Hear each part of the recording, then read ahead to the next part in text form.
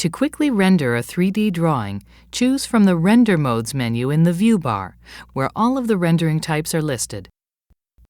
You can even access the various Render Modes options at the bottom of the menu.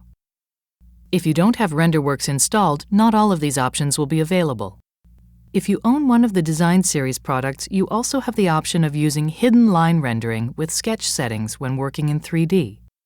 Hidden Line with Sketch option gives a hand-drawn appearance to your drawings. The sketch style can be adjusted depending on your rendering needs. The various options available with Renderworks allow a model to be rendered in a much more lifelike way.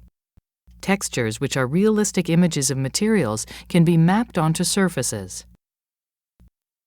Settings for transparency, reflections, shadows, ray tracing, and more will increase the quality of renderings.